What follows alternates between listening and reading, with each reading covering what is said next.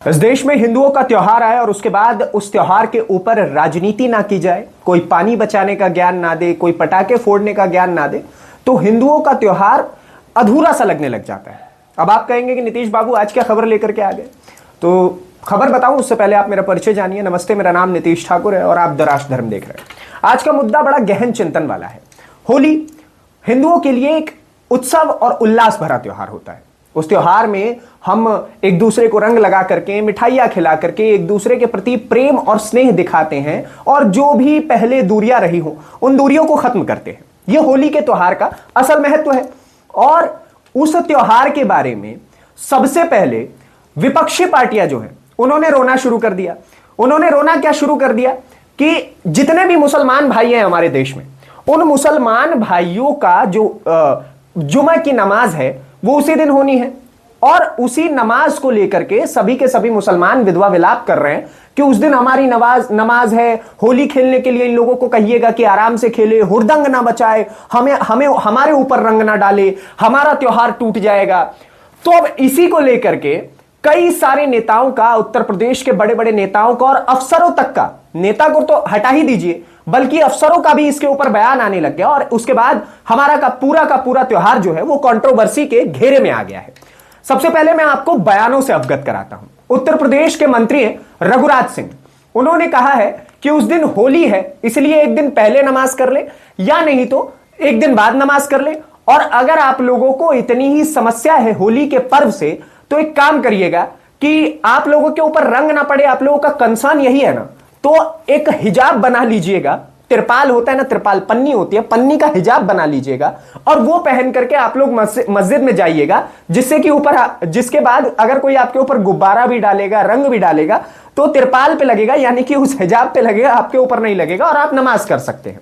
हालांकि ये थोड़ा हास्यास्पद बयान भी है, बट लॉजिकली देखा जाए तो जो पहला पॉइंट अगर मैं देखूं, पहला पॉइंट काफी हद तक सही भी है कि आप एक दिन पहले या एक दिन बाद नमाज कर सकते हैं। क्योंकि अगर हम नमाज की बात करें तो वो दिन में 5 बार पढ़ी जाती है, साल में 1855 बार पढ़ी जाती है और अगर शुक्रवार की नमाज की बात करें तो साल में लगभग 40, 45, 55 बार के आसपास पढ़ी जाती है। और होली पूरे वर्ष में सिर्फ एक दिन आती है और उस एक दिन में भी अधिक से अधिक कोई व्यक्ति अगर होली खेलता होगा तो 4 से 5 घंटे के लिए खेलता होगा। तो आप हमारे पूरे वर्ष के मात्र 5 घंटे के बदले आप चाहते हैं कि आपके त्योहार को सर्वोपरि रखा जाए और हमारे त्योहार को दबाया जाए, तो यह तो एकदम नाइंसाफी हुई कहीं ना कहीं।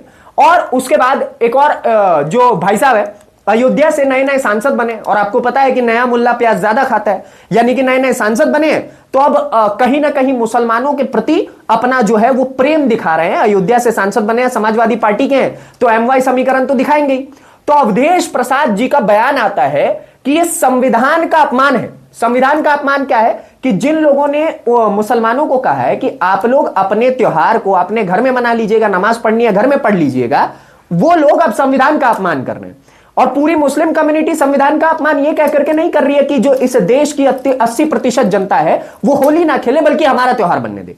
तो संविधान का अपमान क्या है, ये तो अवधेश प्रसाद जी का जो नजरिया है, जो नीच नजरिया है, वो अपने हिसाब से समझे और हम अपने हिसाब से समझ रहे हैं। अगली एक और है, बलिया से विधायक है ये, इनका कहना है कि अस्पतालों में जो मुसलमान हैं उनके लिए अलग से वार्ड बनवा दिया जाए, क्योंकि मुसलमानों को हमारे साथ होली खेलने में समस्या है। मुसलमानों को अगर हम लोग वर्ल्ड कप जीत जाते हैं, कोई T20 का कप जीत जाते हैं, कोई चैंपियंस ट्रॉफी का कप जीत जाते हैं तो हमारे साथ खुशियां शेयर करने में समस्या है। मुसलमानों को हमारे साथ खाना खाने में समस्या है, उनको हलाल सर्टिफिकेशन वाला खाना चाहिए। मुसलमानों को हमारे साथ रहने में समस्या है कि अगर वो किसी राज्य में अगर ज्यादा जनसंख्या में आ जाते हैं तो वहां से हिंदुओं को पलायन करना पड़ता है। जब मुसलमानों को हर चीज में समस्या है तो क्या पता अस्पताल में उन लोगों को इलाज करवाने में भी समस्या हो। तो एक काम करिए कि अस्पताल के हिंदुओं के कमरे अलग बनवा दीजिए, मुसलमानों के कमरे अलग बनवा दीजिए। कोई भरोसा नहीं है कि उनको क्या पता इलाज करवाने में भी हमारे साथ समस्या आ जाए। तो ये भी एक हास्यास्पद बयान ही है। उनका भी कहना कहीं ना कहीं मतलब देखा जाए तो काफी हद तक मैं इस चीज को गलत मानता हूं। खैर, अब आते हैं जो इस मेन मुद्दे के घेरे में है, जिनका नाम है CO अनुज चौधरी। ये CO कहां से है? ये संभल के CO हैं और इस वक्त कैमरा और मीडिया में 24 घंटे रह रहे हैं। उसके पीछे का कारण यह है कि अनुज चौधरी जी का एक बयान आता है। बयान किस मुद्दे को लेकर के है? बयान ये कहता है, उनका ये कहना है कि साल में जो नमाज पढ़नी है आप लोगों को, या फिर जो शुक्रवार की नमाज होती है वो साल में 55 बार पढ़ी जाती है, गिन के 55 बार पढ़ी जाती है। और वही होली पूरे वर्ष में मात्र 5 घंटे खेली जाएगी, वो भी मात्र एक दिन।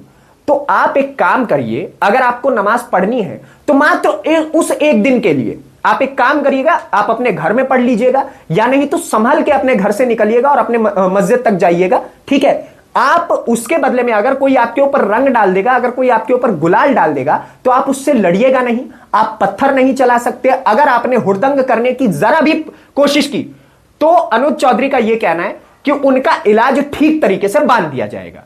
अब विपक्ष सीओ अनुज चौधरी के पीछे पड़ गया। उनका कहना है कि ये योगी आदित्यनाथ जी के बोल बोल रहे। अगर ये बोल योगी आदित्यनाथ के हो, अगर ये खुद अनुज चौधरी के बयान हो, या फिर ये इस देश के किसी भी हिंदू के बयान हो, मुझे नहीं लगता कि इस बयान में कोई भी गलत चीज है। क्योंकि अगर आपका एक त्योहार है जो साल में 55 बार आता है और किसी हिंदू का एक त्योहार साल में मात्र एक बार आता है, तो उस 55 बार के आप कह रहे हैं कि वो 55 बार वाला ज्यादा इंपॉर्टेंट है, जबकि आप उसे बाद में भी दोबारा सेलिब्रेट कर सकते हैं, या फिर जो भी आपको नमाज पढ़नी हो आप पढ़ सकते हैं। और अगर आपको सेलिब्रेट भी करना है तो आप अपने घर में ही कर सकते हैं उस चीज को, ठीक है। लेकिन आपका कहना है कि नहीं नहीं, आप होली मत मनाइएगा, क्योंकि हम लोगों को इस चीज से दिक्कत होती है। आपको दिवाली से दिक्कत, क्योंकि पटाखे फोड़ेंगे, सो कॉल्ड पॉल्यूशन हो जाएगा। आपको बाकी अन्य त्योहारों से दिक्कत, आपको होली से दिक्कत, आपको दुर्गा पूजा से दिक्कत, अगर कोई डीजे बजा ले आपको उससे दिक्कत, अगर कोई जय श्री राम का नारा लगा दे उससे दिक्कत, अगर कोई राम शोभा यात्रा निकाल दे उससे दिक्कत, अगर कोई दुर्गा पूजा की यात्रा निकाल दे उससे दिक्कत, अगर कोई वीर सावरकर का नाम ले दे तो उससे दिक्कत। मतलब हिंदुओं के विचारधारा से जुड़ी हुई कोई भी चीज अगर इस देश में होगी तो आपको उस चीज से दिक्कत होगी, और आप लोग क्या करेंगे, आप लोग पत्थर चलाना शुरू कर देंगे। तो इसमें सिंपल सा स्टेटमेंट अनुज चौधरी का यह है, जिसको इस देश के हर एक व्यक्ति को सपोर्ट करना चाहिए, विपक्षी पार्टी हो या पक्ष की पार्टी हो। इसमें कोई विचारधारा की बात नहीं है कि हिंदू तो अपना त्योहार मनाएगा ना, और क्यों नहीं मनाएंगे भाई साहब। पॉपुलेशन की अगर बात करते हैं तो पॉपुलेशन में ज्यादा कौन, हिंदू है। ये देश कहीं ना कहीं अगर देखा जाए, सीधी बात मैं यहां पे ये कहना चाहता हूं, कैमरे के सामने बोल रहा हूं कि ये देश कहीं ना कहीं हिंदू राष्ट्र है, ठीक है।